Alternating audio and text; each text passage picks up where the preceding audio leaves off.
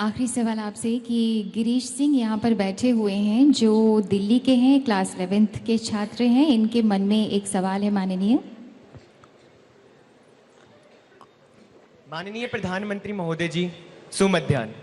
मैं गिरीश जवाहर नवोदय विद्यालय मुंगेशपुर दिल्ली में 11वीं कक्षा का छात्र हूँ। महोदय, मुझे लगता है कि अगले साल हम दोनों की ही बोर्ड की परीक्षा है, क्योंकि मेरे 12वीं की परीक्षा है और आपके लोकसभा चुनाव है। तो क्या आपकी इस पे पूरी तैयारी है या आप थोड़े से नर्वस हैं? धन्यवाद।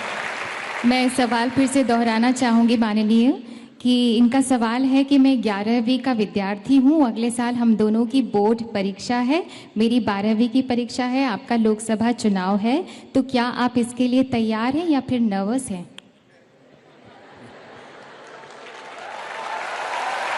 क्या नाम बताया आपका? गिरीश सिंह। गिरीश।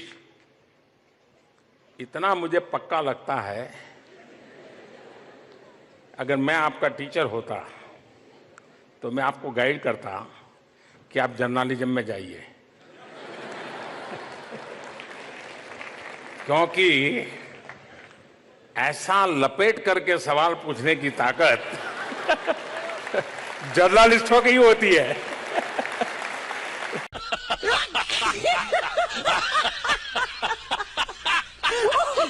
या टारगेटिंग होती है, किस तरह से आप देखते हैं? मैं राजदीप सरकारदार को शुभकामनाएं देता हूं कि वो पिछले 10 साल से इस मुद्दे के भरोसे जी रहे हैं। इसी मुद्दे के भरोसे सुनना पड़ेगा भाई जी, बिल्कुल। इसी मुद्दे के भरोसे उनकी रोजी रोटी चलती है जी। और मैंने सुना था कि मोदी को गाली देने वालों को राज्यसभा की सीट मिलती है, मोदी को गाली देने वालों को पद्मश्री मिलता है, पद्म भूषण मिलता है।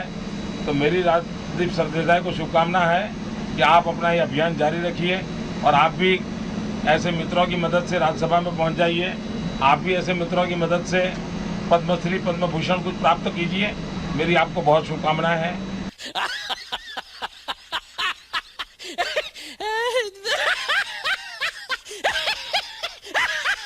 जनता के कुछ सवाल मेरे पास में। बाबला कोचर का एक सवाल है। आजकल जितने भी विरोधी दल के नेता हैं एक सुर में एक ही गीत गाते हैं, मोदी हटाओ, मोदी हटाओ, मोदी हटाओ। उसके लिए साम दाम दंड भेद कुछ भी अपनाओ।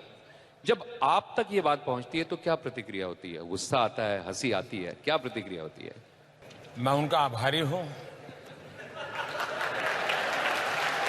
कि उन्होंने देश के अंदर एक एजेंडा बना दिया है और मतदाताओं के सामने बड़ा लिमिटेड चॉइस है कि एक, मोदी को रखना है नहीं रखना है, दूसरा है मोदी को हटाना है। उनके पास ये भी नहीं है किसको लाना है।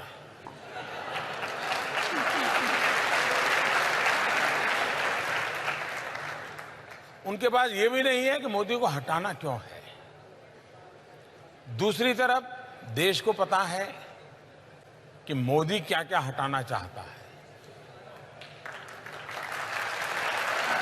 और मोदी जो जो हटाना चाहता है उस आंधी में इन सबका बचना बड़ा मुश्किल है जी।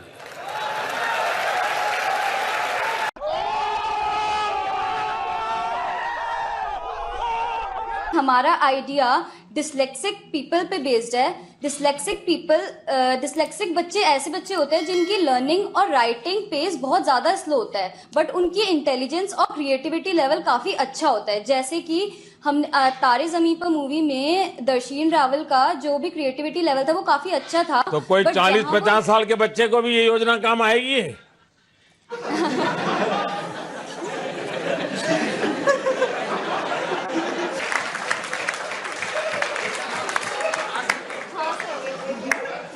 हाँ सर, आएगी।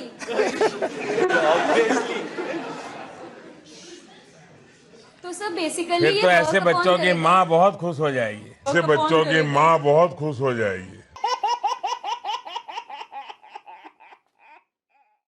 फारूक साहब, लेकिन देश इस तरह से भी नहीं चलेगा कि लोगों की हत्या होती जाए, लोग वहां मरते जाएं और आपका सरकार उन लोगों को, हत्यारों को बचाने में लगी रहे।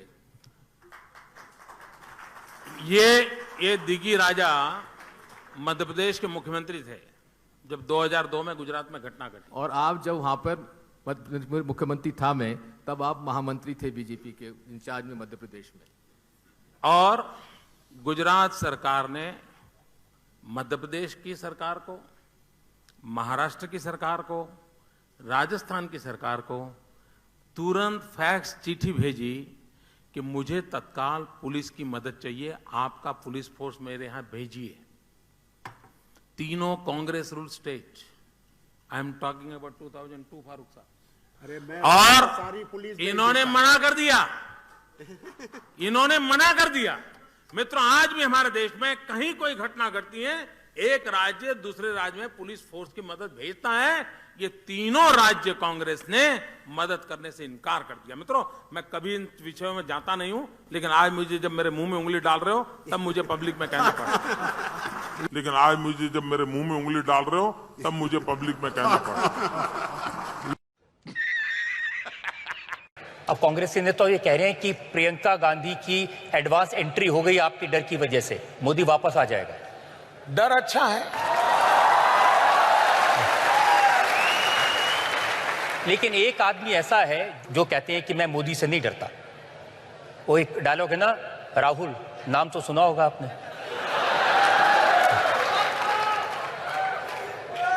वो कहते हैं कि मोदी जी मेरे सामने ठहर नहीं सकते।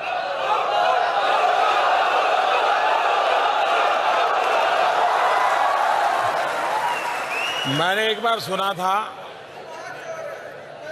कि धरती कंप आ जाएगा।